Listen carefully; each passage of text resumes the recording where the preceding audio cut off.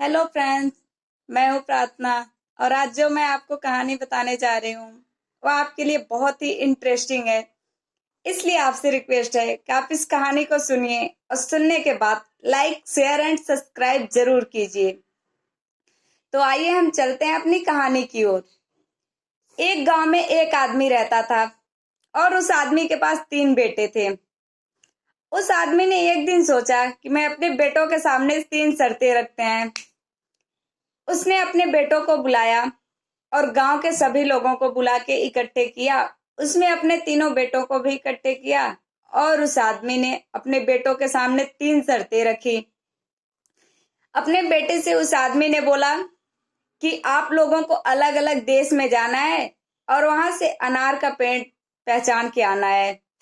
उनके बेटे बोले ठीक है पिताजी।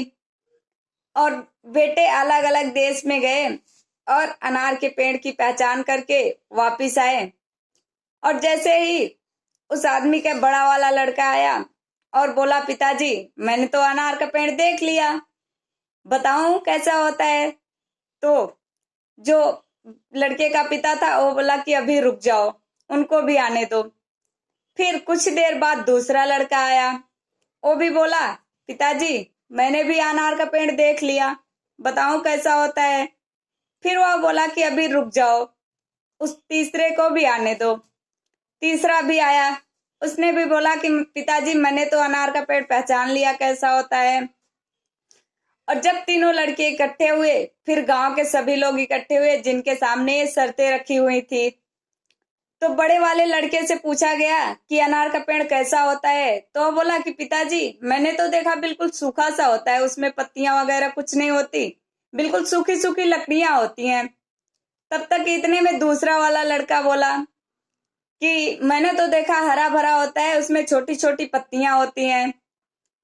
तब तक कुछ ही देर बाद तीसरा लड़का बोला कि पिताजी मैंने तो अनार का पेड़ देखा, उसमें फल भी लगे हुए थे, फरे हुए थे। मैंने वहां के किसान से भी पूछा तो किसान ने बोला कि हाँ ये अनार का पेड़ है।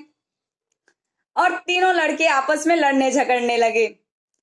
तब तक गांव के लोग बोले कि अरे तुमने क्या कर दिया, इन तीनों के बीच में लड़ाई करने लगे आपस में, ऐसा क्यों। फिर लड़के के पिता ने उठा और बोला तुम लोग शांत रहो, ऐसा कुछ नहीं है, तुम तीनों सही देखे हो। क्योंकि कभी वह पेड़ सूखा होता है, जब पतझड़ होता है तो उसके पत्ते गिर जाते हैं तो बिल्कुल सूखा दिखने लगता है। और जब बारिश होती है तो हरा भरा दिखने लगता है। और जैसे ही ठंडी के महीने होते हैं उसमें फल लगने लगते हैं। तो इस कहानी से हमें यह सीख मिलती है कि समय कभी भी किसी का भी चेंज हो सकता है। Thank you.